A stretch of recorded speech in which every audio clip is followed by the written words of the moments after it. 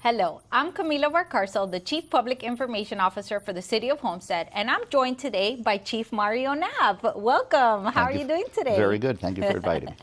We've been getting a lot of questions about the speed zone enforcement program. And so we wanted to sit down and talk a little bit about what this program is about, answer some common questions, and really dive into why the city and the Homestead Police decided to implement this program. So Chief, why did we start the school zone speed enforcement program? Well, it's important to note first that it's not just the city of Homestead that's implemented this. This is something that's gone statewide.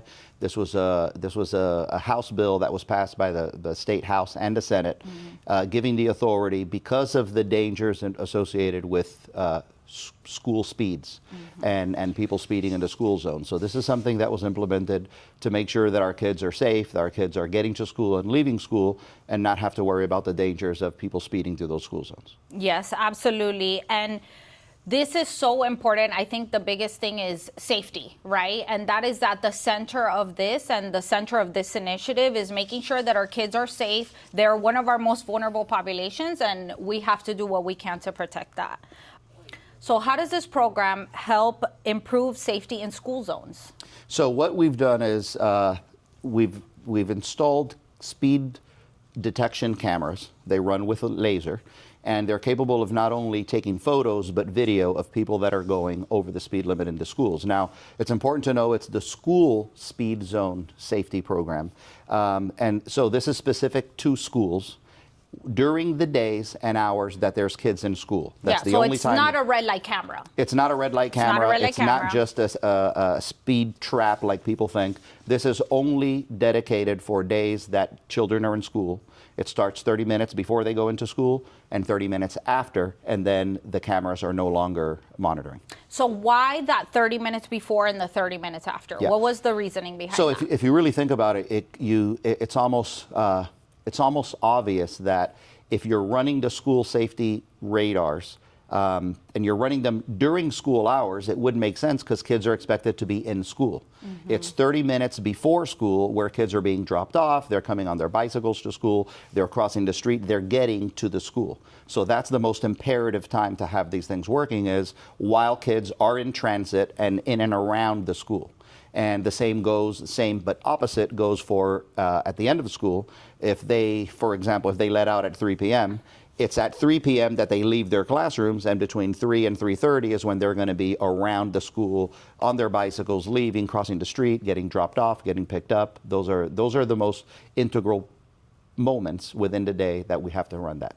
And so some people may ask, why the in-between times, right? Because this applies for schools, whether you're in elementary all the way to high school, correct? Yeah, because there's no guarantee that kids are always going to be in school. I mean, statistically speaking, most kids are going to be in class, but there's still kids that, are going to run late, that kind of thing. So we revert back to, it's the 15-mile-an-hour speed zone before school, obviously during those times.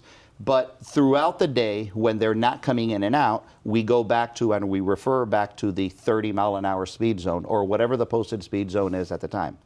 Theory being that while there's kids in school, there's potential for kids to be on or around the school. And so when it's not 15 miles an hour, in the middle of the day, it goes back to 30 miles an hour, and we're still monitoring. And then it goes out to, the last 30 minutes, which is the 15-mile-an-hour school zone again. But after that happens, the cameras shut off and they're no longer recording. I think also it's important to note, right, some schools have different times. So although we're saying 30 minutes before and 30 minutes after, you have to check on your school's times of when they come in. We know high school goes in a little earlier, around 7, gets out at 2:30. Some elementary schools start a little later. So it's really important to note that when we're talking about the times that the cameras are enforced, it is during certain times, respective to the school that you are passing. Correct. Right? And remember that House Bill 657 is the one that gave us the authority to do this. They are very detailed on what is required for us to run this program. And so part of what's really required is that before you get monitored by the camera, there'll be a sign, an additional sign, additional to the yellow flashers, additional to the county yellow speed limit signs. There is an additional sign that tells you when you fall within the hours of that particular school. So no matter how it goes, there's no way you can run through one of those cameras without having seen warning that those cameras are on. Okay, that's very important because signage is really important. We also know this is a new program, right? So residents might not be used to it. So we really, especially when you're passing a school zone, you really need to be alert reading the signs because that's going to really give you all the information that you need and specific to that school and their times. So some residents may ask, isn't it better to just have police enforcement versus cameras? So there is that argument, but let me give you the advantages of the program and why, believe it or not, even if you're a violator, the advantage is in your favor by running the cameras and not a police officer. So let's start by, if, for example, you are traveling 19 miles an hour, which is 4 miles over the 15-mile-an-hour speed zone. If a police officer stops you, automatically, if you're going between 1 and 5 miles over in a speed zone, that ticket already is $219. Wow. The red light camera is only $100. That's number one. Number two, the other advantage to the violator is that the officer writing you a ticket, not only is there a police and resident interaction, but secondly, it's a uniform traffic citation. And what that means is, in comparison to the red speed, is that this is a civil citation. Now, the difference is the uniform traffic citation gets points on your license. Wow. So not only is it more expensive, it gives you points on your license, and those points on your license will eventually go towards your insurance premiums towards the end. Does that make sense? Yes, that makes sense. So if you look at it, the red speed cameras or our school safety speed zone initiative, what it does is it gives you a civil citation, $100. It doesn't matter if you get cited. It doesn't matter if you're going 10 miles over or if you're going 27 miles over or 80 miles over. It's always the civil citation of $100. Okay. Yeah, that's definitely better. And I think also, it's police resources. We can't be everywhere all at once, right? So I wanted to make sure that I gave the advantages towards the residents first. Now, from a police department point of view, from a resource point of view, remember that we have a set and finite set of resources. And by resources, I mean police officers to handle calls for service, handle emergencies, and by putting police officers on a school zone, we're removing them from the responsibility or from the ability to respond to emergencies for the city. So it's a force multiplier, and it works exponentially. And can we talk a little bit about the speed limit? Because I've seen some confusion about it. Some people are like, it's what you're saying 11, but I'm allowed to go 15. Right. So can we talk a little bit about that? So remember, we talked about the advantages are always in the favor of the resident. So part of the House bill, again, this is not something we made up. This is something that was passed by the state, House, and Senate.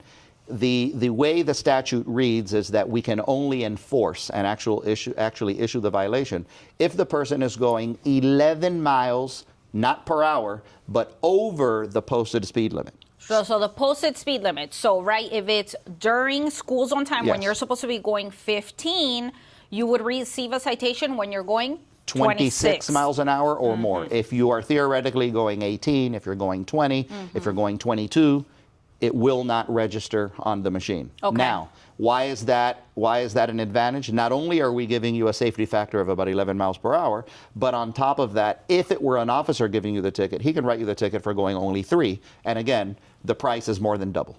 And you're still speeding, which is the biggest thing. There is a speed limit. If you are not abiding by it, you are still speeding and in violation, whether you're going the 11 miles an hour, right, over the speed limit. What about in the middle of the day, right, when the speed limit is 30? Right. So again, the purpose of this is the safety of the kids, right?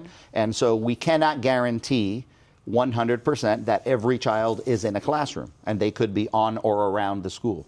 So the idea is 15 miles an hour when they're going in and out of school, and then we're going to maintain whatever the posted speed is in that area. We're going to that's the speed limit, but we're going to enforce it. So that means that if it's 30, you have to be going 11 miles an hour for this camera to register and issue the citation. So at 41 miles per hour, you will receive the citation all throughout the day. Now, that doesn't mean that because there's cameras there, that a police officer cannot issue a ticket for going 3 miles over. Yes, You see absolutely. what I mean? Very important. I think a lot of the questions that we have, a lot of people think, well, this is Big Brother, there's cameras and, all of this stuff. The reality is the speed limit is the speed limit, whether there's a flasher or not, whether there's a warning or not. If you're a driver in the state of Florida, you're responsible for attending to that speed limit.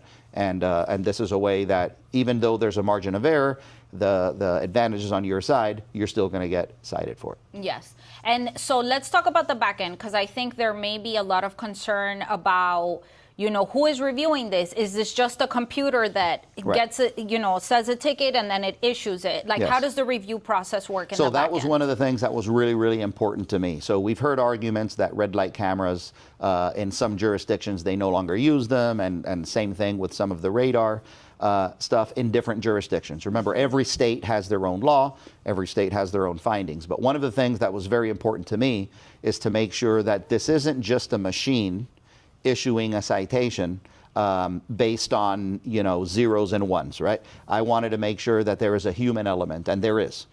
So the way the chronology of this works is someone is going 21 or 26 miles an hour, they're violating the speed, it passes the 11-mile-an-hour mark, it gets registered, photographed, and videotaped.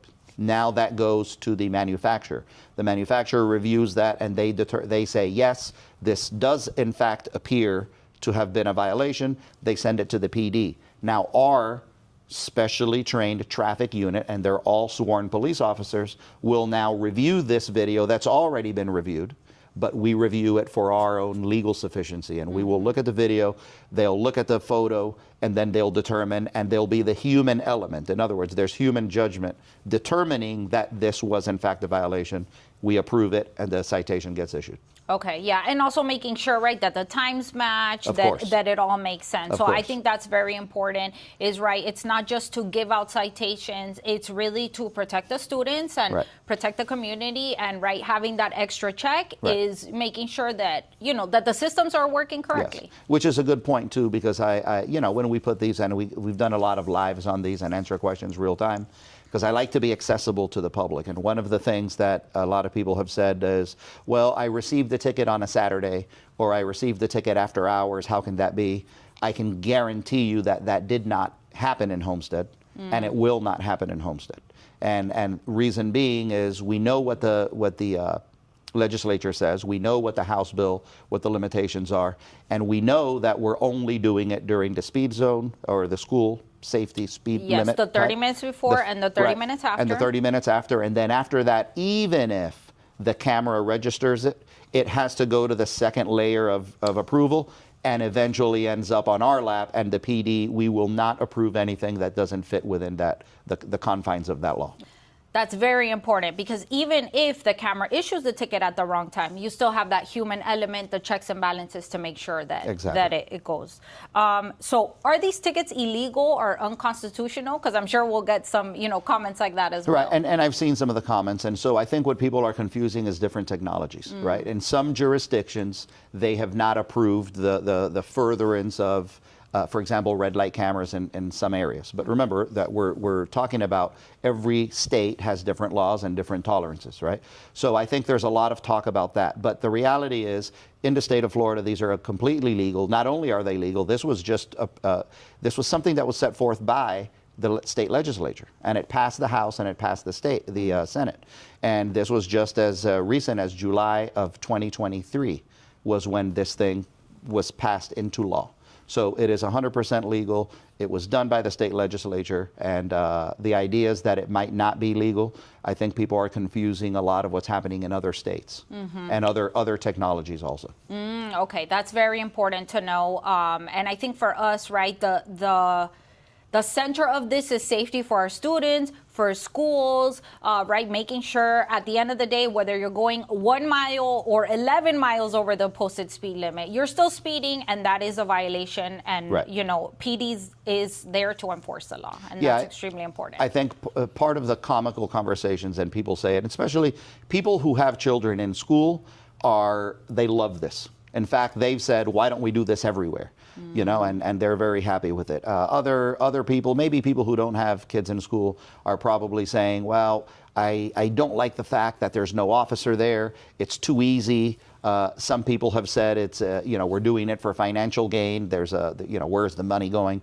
I can tell you that, as you know, the state law required that we warn people and give people a warning period for 30 days. We've been doing it for more than 6 months, where we've been warning people. We go to community events, we give them flyers, we explain the program.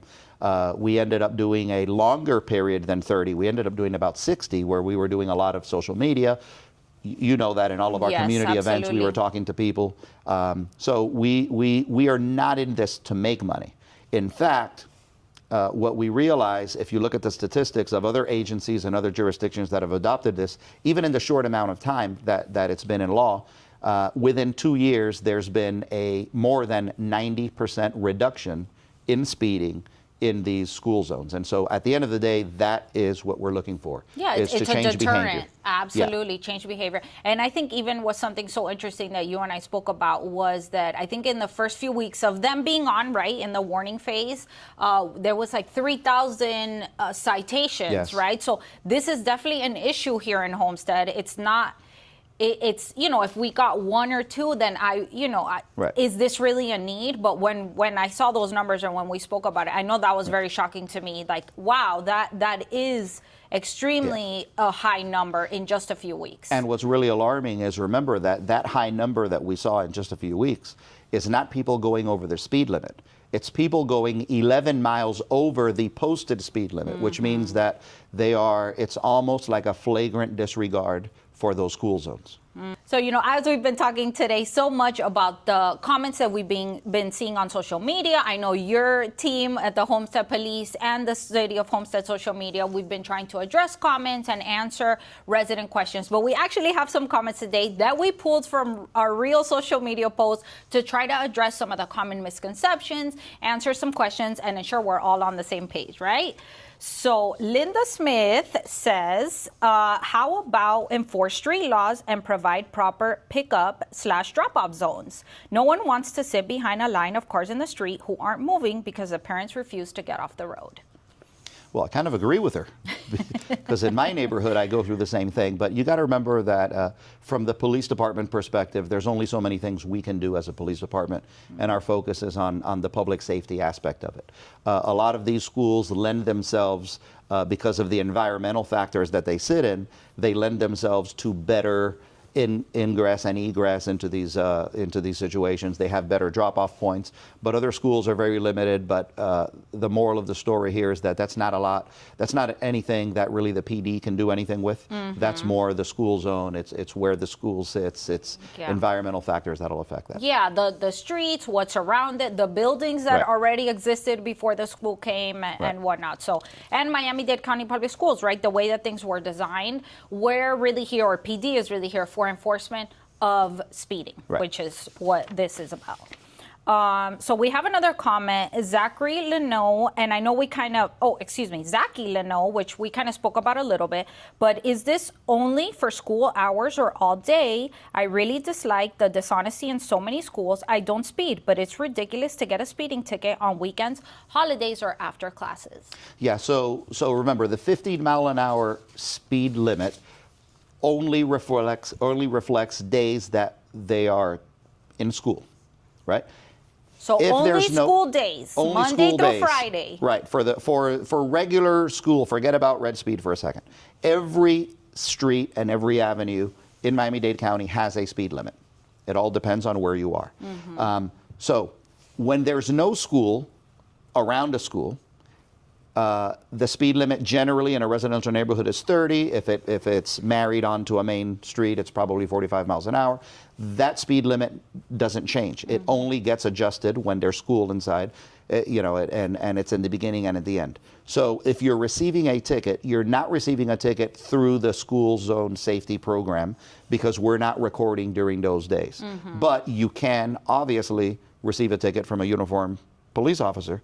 For even going 1 mile over the speed limit. For even going 1 mile over the speed limit, right? Exactly. So the moral of the story is the speed limit, there is always a speed limit. There's never any time in a 24-hour period that any particular street does not have a speed limit. And you have to abide by that speed limit, whether it's a weekend or a school day. Whether there's a police officer or not, right? This is about safety, and that's the biggest thing. And that's another question that a lot of people have seen, and they say, well, you shouldn't be able to give a ticket because there's no flashing light. Now, I want you to understand, the yellow flashing lights on school zones are not a requirement. That is an enhancement that people do. So the speed limit remains the speed limit, and everyone needs to abide by the speed limit. That's why they have the signs. Now, the flashing lights are an enhancement really for the purpose of reminding people, hey, there's kids walking here, so slow down. But it's not a requirement to write a ticket. Does that make sense? Yes, in fact, absolutely. And I want you to think of it this way. If a power line goes down and that thing is not flashing, the speed limit still exists. Yes. So think of the speed limit flasher as a reminder to slow down because there may be kids in front of you. That's really all it's for. Yeah. It doesn't dictate whether we are allowed to enforce the law or not. Yes, it's just a tool, right? It's a reminder. It's a way to visually catch somebody's attention, say, hey, you're entering a school zone speed limit. Right. But either way, the signs are posted whether the flashers are on or not, and that is very important. And it's worked for me also, because sometimes I'm driving and I'm not paying attention, and it's when I see the flasher that I go, oh, wait, look what time it is. Yes. Right? And I'll slow down. Yes, right? definitely. Now, another comment that we got from Roger Tillman, he says the tickets are really expensive as well as the points. So we addressed this a little bit, but can we reiterate that because that's everyone? important. And so remember, what Mr. Tillman is referring to is a uniform traffic citation. If it were a police officer enforcing school zone speeds, he can write a ticket even if you were going only 3 miles per hour over the speed limit. That puts points on your license, and the citation is $219 just for going 1 to 5 miles over. Where the school zone speed citation is $100 flat. Is just $100. It's a civil citation. It does not go against the points on your license because it doesn't do that. And on top of that, we're giving you an 11 mile per hour grace tolerance. Yes. Right? Grace. Yes. That you have to be going 11 or more to receive the ticket. So a comment from Jenny Lefcourt says, it's beginning March 9th, but I just received a $200 ticket in the mail dated November 15, 2025 at 11 a.m. How does that make any sense? Well, I don't know how it makes any sense. In fact, I would tell you that I can guarantee you it did not happen in the city of Homestead. So there would be no civil citation for any more than $100 under our program. Our program hasn't been registering anything. Our program, if anything, has been sending warnings. And I can guarantee that it hasn't been outside of the hours, and I can guarantee that it has not been any more than $100 because that's the only thing that we're allowed to do. So is there a way for recipients to differentiate? Like when they get the bill, does it say Homestead School Zone Speed and Zone Enforcement Program? Like, what does the bill look like? Yes, it'll have the City of Homestead's information on it, and it'll have actually a telephone number also for you to call, and that'll be manned. But yeah, you'll definitely have notification. It'll tell you the intersection, what had happened, the date that it happened, the time that it happened. Okay. Rachel Hampel Murillo said, City of Homestead, thanks, this is great. However, can you please fix the school zone flashing lights on 328th Street near Walgreens? They are not working correctly. Also, the posted sign stating the school zone times is unreadable. Yeah, so part of the House Bill 657, and to follow the statute, they have very specific requirements on how we set up the warning signs and everything. So first, let's start with the fact that a lot of the school speed limit signs are not or not maintained by the City of Homestead. They're maintained by either Miami-Dade County, the Department of Transportation, and different jurisdictions. So I can tell you that during the permitting process, in other words, we had to get permits for every single one of these, and it was approved by inspectors, and they had to make sure that we were consistent with the state law. So I can tell you that all of the signs relative to the School Speed Zone Safety Initiative are correct because we would not have received a permit for it. So I know we are there. Now, we did make recommendations to Miami-Dade County and some of the other jurisdictions that that maintain those signs for them to update their signs and kind of improve the visibility on them. But that's something that's a little bit out of our hands. Now, Yes. as far as the flashing lights, again, these are things that we'd love to see. They're a good reminder for me too. There's a reminder for, you know, to let everybody know that there's kids walking around, but it's not a requirement for enforcement as the state sees it.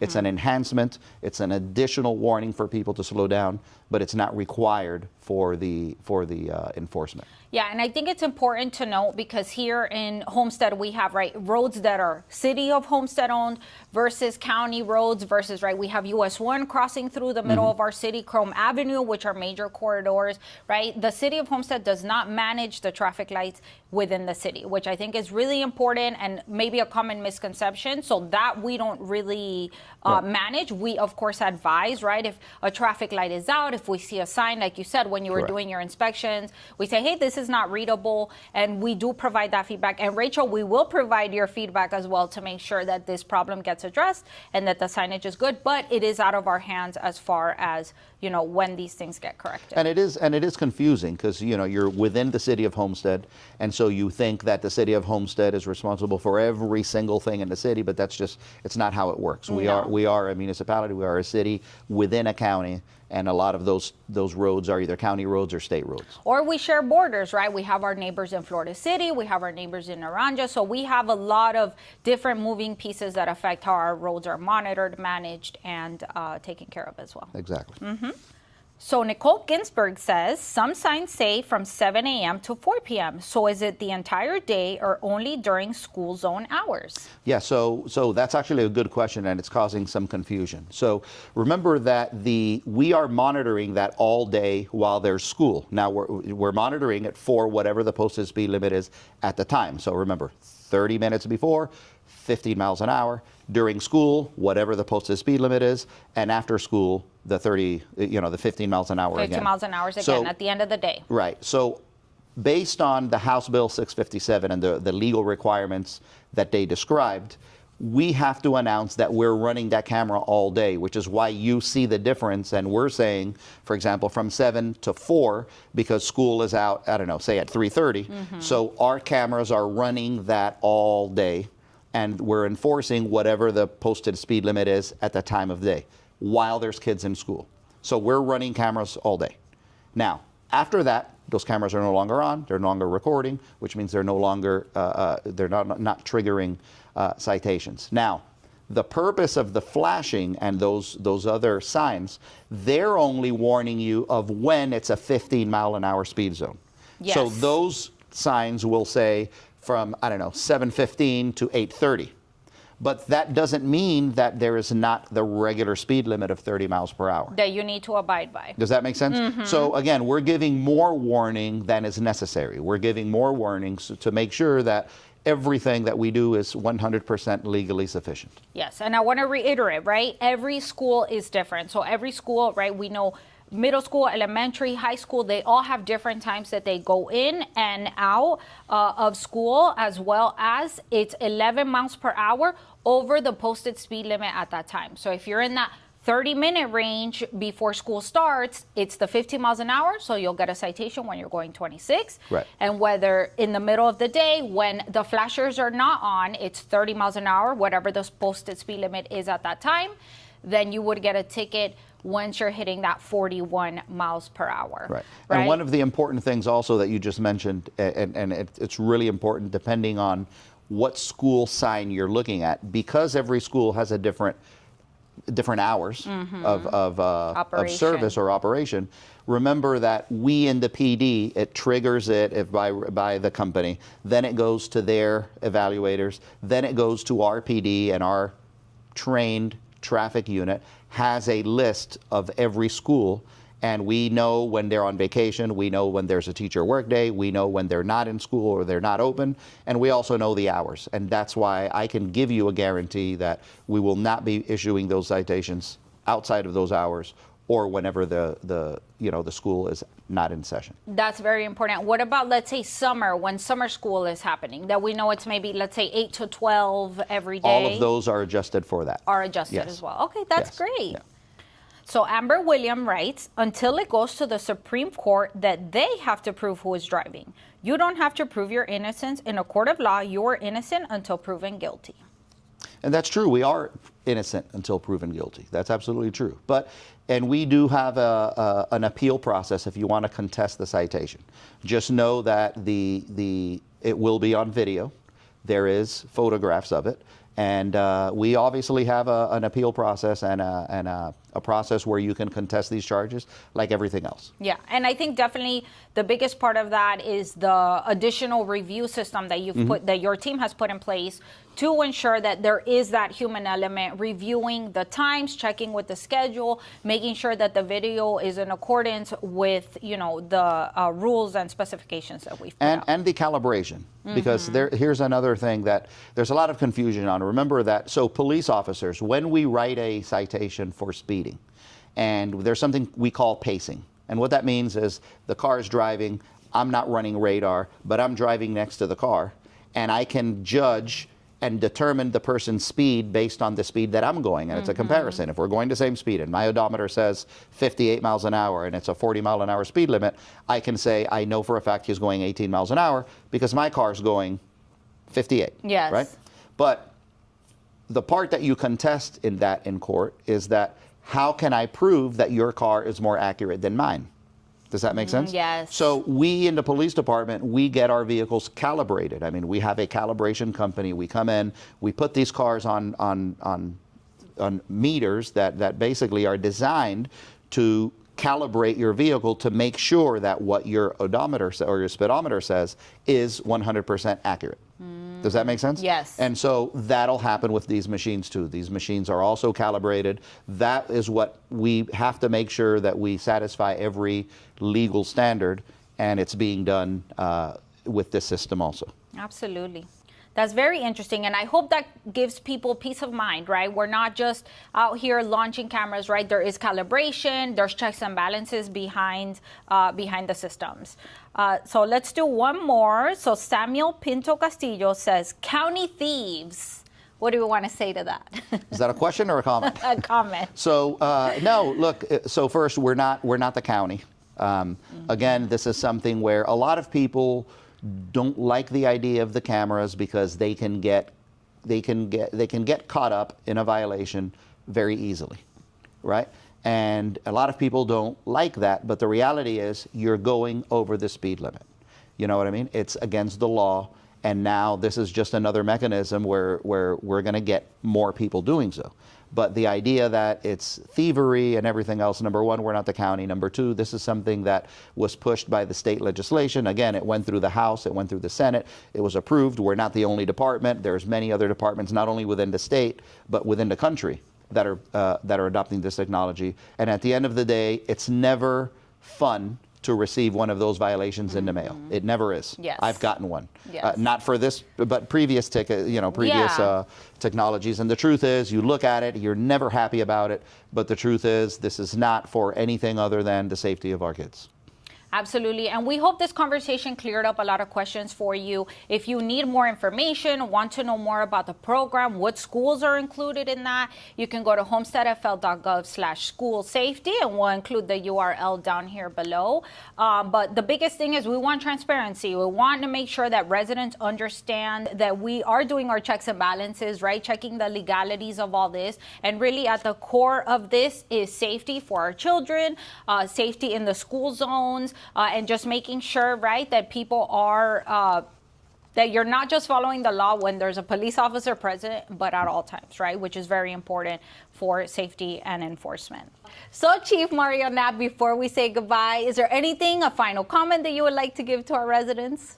Yeah, I'd like to say, remember that the whole purpose for this program is the safety of our children. What we're trying to do is change behavior. If you look at the number of traffic accidents that we have, not just in the city, but all over the state, the lead killer in traffic-related deaths is speed. If we can adjust people's speed, we could make it much safer for everyone. This is specific to school zones, But at the end of the day, if we can lower your speed, if we can change your behavior, if we can get you to think to slow down a little bit, it's going to be much safer for the community. But any questions you may have, you can reach out to us, as Camila mentioned earlier, and we're open to any questions and any suggestions that you have. Thank you, Chief, so much for joining us here today. If you want to learn more information, visit homesteadfl.gov/school safety. We have information, the schools that are participating, as well as contact and email info if you need to reach out to us and you still need some more clarity on this. Of course, follow us on social media. We have Homestead Police as well as City of Homestead. We're always putting out different events and initiatives we have going on. Thank you so much for tuning in today. My name is Camila Varcarcel, the Chief Public Information Officer for the city.